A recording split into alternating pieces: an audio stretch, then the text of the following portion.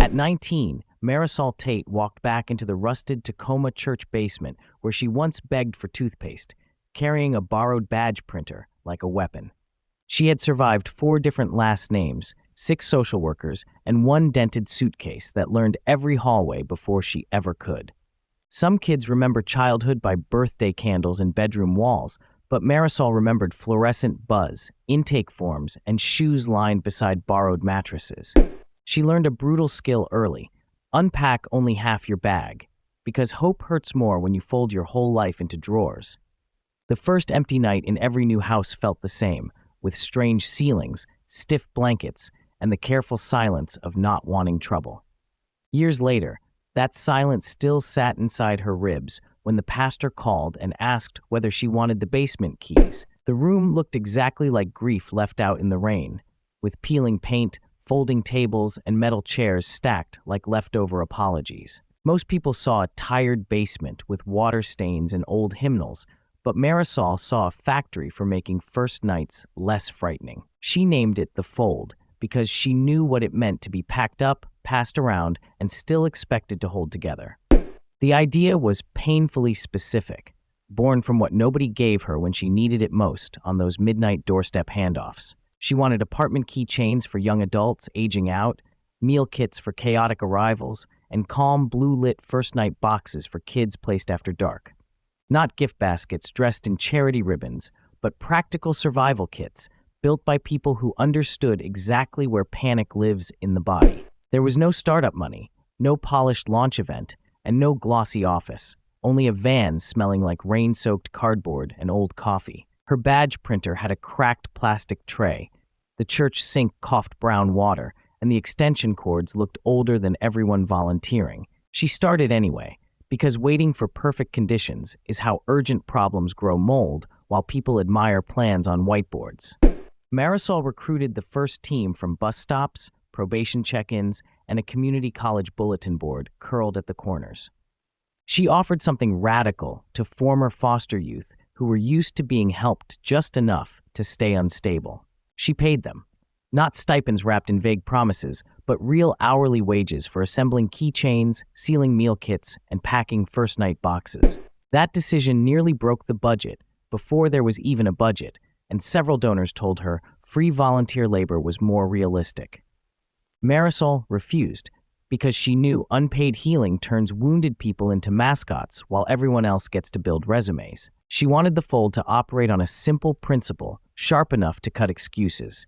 If the work matters, pay the worker. So they worked beneath a ceiling stained by old leaks, cutting paracord, snapping metal rings, and printing laminated tags with local hotlines. They filled meal kits with shelf-stable soup, oatmeal packets, paper bowls, and plastic spoons that would not require a scavenger hunt. They built first-night boxes with soft socks, a toothbrush, a small blanket, a journal, crackers, and a blue rechargeable nightlight. The blue light mattered most to Marisol because white light felt clinical, darkness felt dangerous, and blue looked like a quiet promise.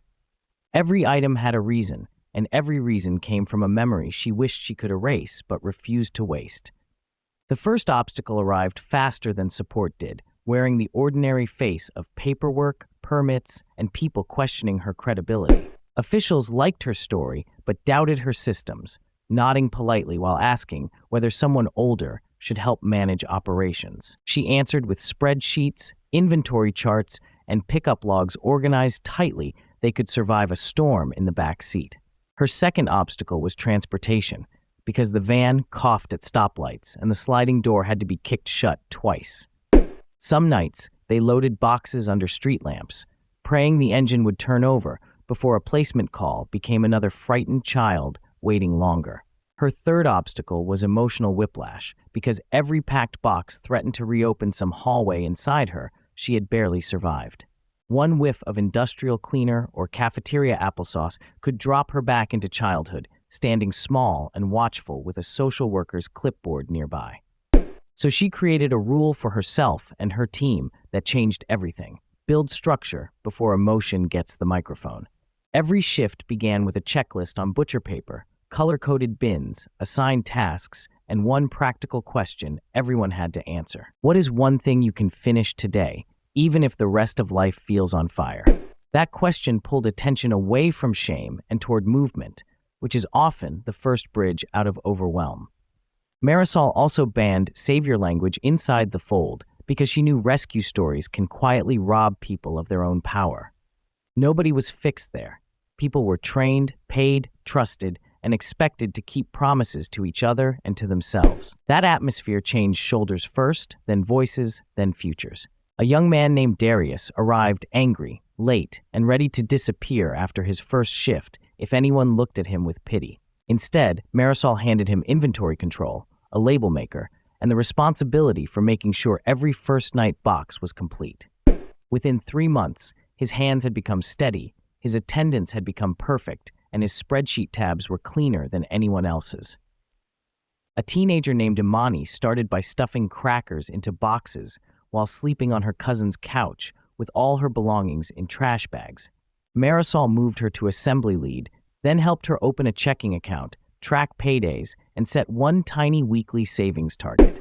$50 a week did not look cinematic, but it eventually became a deposit, then a lease, then her own key turning. That was another strategy Marisol used. Make progress visible, concrete, and impossible to romanticize. Instead of giant speeches about transformation, she kept whiteboards listing numbers that reality respects: hours worked, boxes delivered, dollars saved, leases signed. She taught her team to split impossible goals into ugly, humble pieces, small enough to complete before fear started negotiating.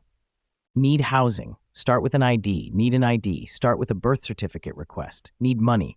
Save 20 before dreaming about 2,000. It was not glamorous, but it was repeatable, and repeatable actions are what turned survival instincts into stable lives. Soon, social workers began calling the fold during emergency placements because the boxes did something policy could not. They softened the landing. A child arriving at midnight with nothing but a sweatshirt and a shut-down stare could open a box and find proof of thoughtfulness.